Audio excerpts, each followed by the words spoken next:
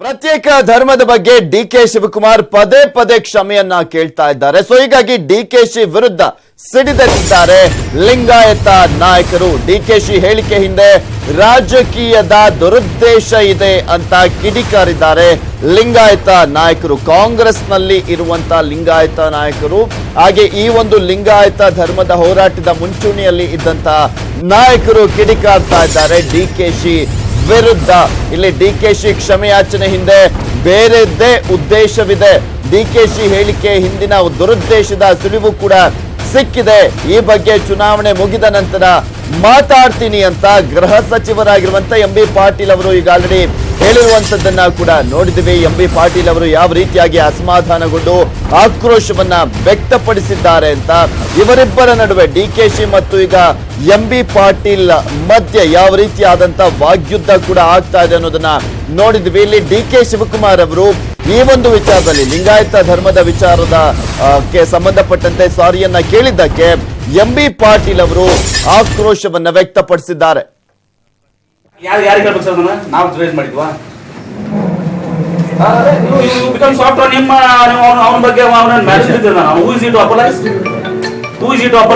President.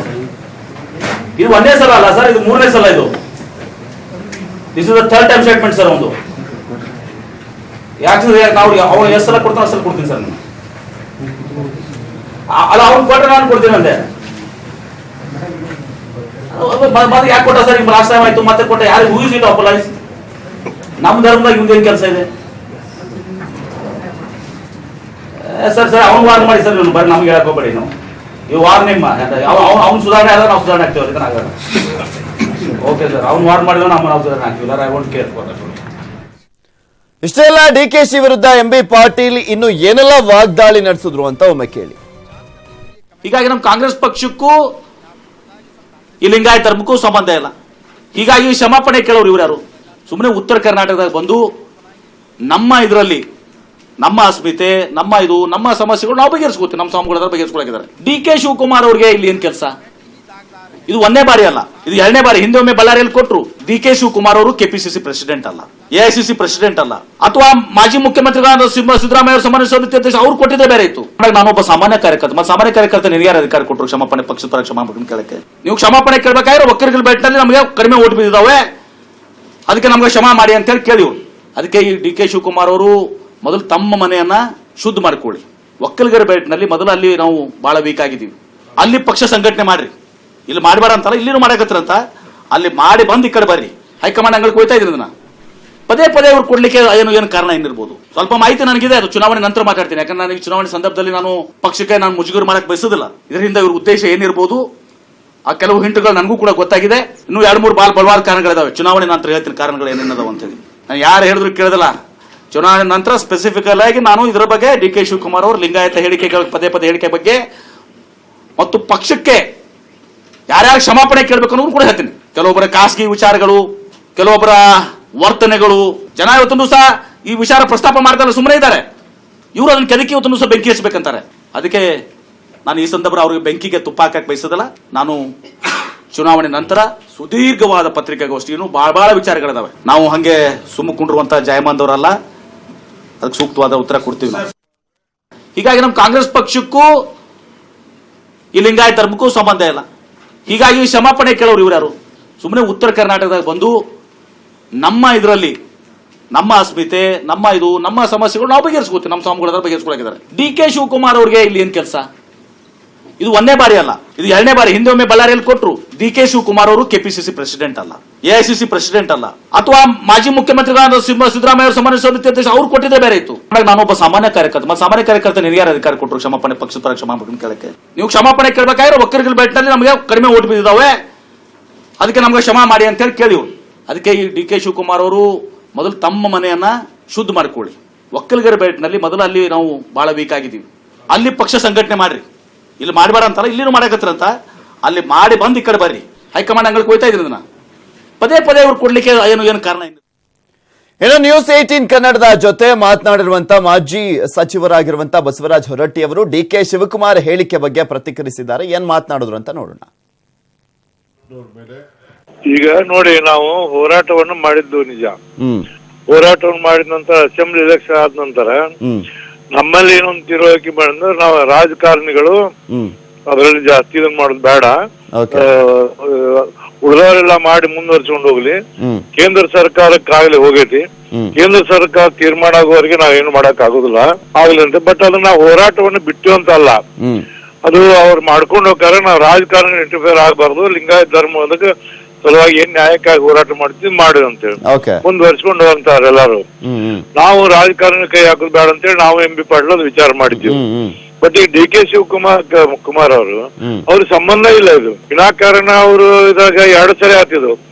ಅವರ ಜನ ಇದನ್ನ ಮಾತಾಡೋದ್ರಿಂದ ಯಾವುದೋ ಒಂದು ರಾಜಕೀಯ ವಿಚಾರ ಇಟ್ಕೊಂಡು ಮಾತಾಡ್ತಾರೆ ಅನ್ನೋದು ಸರ್ವೇ ಸಾಮಾನ್ಯ.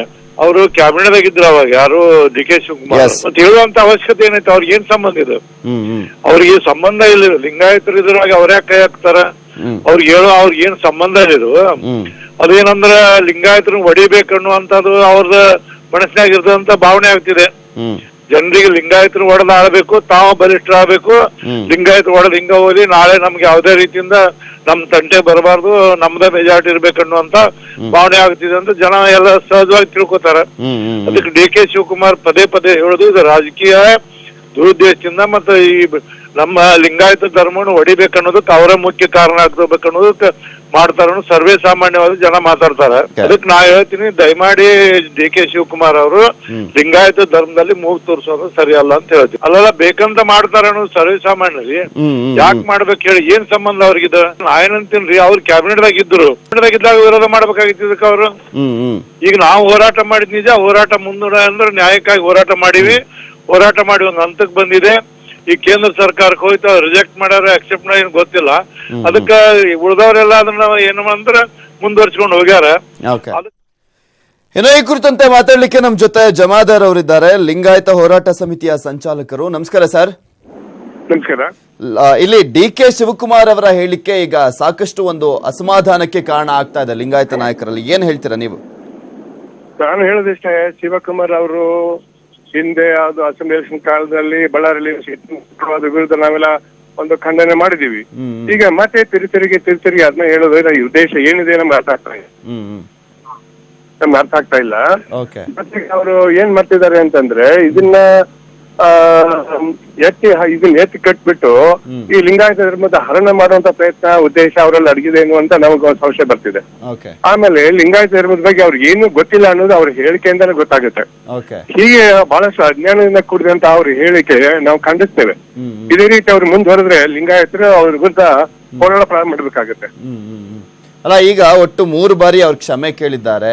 ಮತ್ತೊಂದ್ ಕಡೆ ಎಂ ಬಿ ಪಾಟೀಲ್ ಅವರು ಕೂಡ ಯಾರು ಒಬ್ಬ ಸಚಿವ ಆಗಿತ್ತು ಅಂದ್ರೆ ಈ ಕ್ಷಮೆ ಕೇಳೋ ಅವಕಾಶ ಎಲ್ಲಿ ಇತ್ತು ಅವ್ರಿಗೆ? ಯಾವಾಗ ಆ ಕ್ಯಾಬಿನೆಟ್ ನಲ್ಲಿ ಭಾಗವಹಿಸಿದಾಗ ಒಂದು ಸಂಯುಕ್ತ ಜವಾಬ್ದಾರಿ ಅಂತ ಇರ್ತದೆ.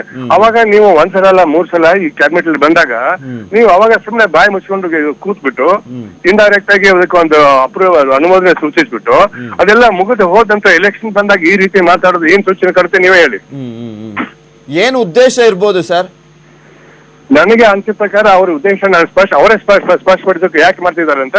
ನಾವು ಸುಮ್ನೆ ಕೂತ್ಕೊಳ್ಳಲ್ಲ. ಅವ್ರು ಇದೇ ರೀತಿ ಮುಂದುವರೆದ್ರೆ ಲಿಂಗಾಯತ ಅವರು ಹೋರಾಟ ಪ್ರಾರಂಭ ಮಾಡ್ಬೇಕಾಗುತ್ತೆ. ಅಲ್ಲ, ಅವರು ಮತ್ತೊಂದು ಹೇಳಿಕೆ ಕೊಟ್ಟಿದ್ದಾರೆ, 1 ಬಾರಿ ತಪ್ಪನ್ನ ಕ್ಷಮೆಯನ್ನ ಕೇಳೋದಲ್ಲ, ಮತ್ತೆ ಪದೇ ಪದೇ ನಾನು ಕ್ಷಮೆಯನ್ನ ಕೇಳ್ತಾನೆ ಇರ್ತೀನಿ ಅಂತ ಹೇಳಿದ್ದಾರೆ. ಆಯ್ತು, ಅವ್ರು ಕೇಳ್ತಾ ಇರ್ಲಿ, ನಾವೇನ್ ಮಾಡ್ತಾ ಇರ್ತೀವಿ. ಅಲ್ಲ, ಈ ಬಗ್ಗೆ ನೀವ್ ಏನ್ ಇದ್ರ ಬಗ್ಗೆ ಕಾಂಗ್ರೆಸ್ ಪಕ್ಷದವ್ರಿಗೆ ಏನಾದ್ರು ಕಂಪ್ಲೇಂಟ್ ಮಾಡ್ತಿದ್ದೀರಾ? ನಾವು ಯಾವ ಪಕ್ಷದ ಬಗ್ಗೆ ಮಾತಾಡಲ್ಲ. ನಾವು ಹೇಳೋದು ಧರ್ಮದ ವಿಷಯದಲ್ಲಿ ಸಾಮಾಜಿಕವಾಗಿ ನಾವು ಮಾತಾಡ್ತೇವೆ, ಸಮಾಜ ವತಿಯಿಂದ ಮಾತಾಡ್ತೀವಿ ಹೊರತಾಗಿ ಯಾವುದೇ ರಾಜಕೀಯ ಪಕ್ಷ ವತಿಯಿಂದ ಅಲ್ಲ. ಅವ್ರು ಏನ್ ಬೇಕಾದ್ರೆ ಹೇಳ್ಕೊಂಡು ಹೋಗಿ. ಅಲ್ಲ, ಈಗ ಕಾಂಗ್ರೆಸ್ ನಾಯಕರು ಹೇಳಿಕೆ ಕೊಟ್ಟಿದ್ದಲ್ಲ? ಹೌದು, ಕಾಂಗ್ರೆಸ್ ನಾಯಕರು ಹೇಳಿಕೆ ಕೊಟ್ಟರೆ ನಾವು ಅವ್ರ ವಿರುದ್ಧ ಖಂಡನೆ ಮಾಡ್ತಾ ಇದೀವಲ್ಲ. ಅಂದ್ರೆ ಇದು ಚುನಾವಣೆ ಸಂದರ್ಭದಲ್ಲಿ ಬಂದಾಗ ಮಾತ್ರ ಈ ರೀತಿಯಾದಂತ ಹೇಳಿಕೆ. ಅಂದ್ರೆ ಇಲ್ಲಿ ಲಿಂಗಾಯತರು ಏನು ಹೊಡೆದೋಗಿರುವಂತವ್ರು ಎಲ್ಲರೂ ಕೂಡ ವೋಟ್ ಹಾಕ್ಲಿ ಅನ್ನೋ ಉದ್ದೇಶನಾ? ಅದನ್ನ ಅವ್ರಿಗೆ ಕೇಳ್ಕೊಂಡ್ ಬಿಡಿ, ನಾನು ಹೆಂಗೆ ಹೇಳಿ. ಅಲ್ಲ, ಪದೇ ಪದೇ ಹೇಳಿಕೆ ಬಂದಂತ ಸಂದರ್ಭದಲ್ಲಿ ಚುನಾವಣೆ ಸಾಮಾನ್ಯ ಮನುಷ್ಯರಿಗೆ ಅರ್ಥ ಆಗುವಂತ ಮಾತು, ಬಟ್ ಅವ್ರು ಹೇಳಿ ಬಾಯಿಂದ.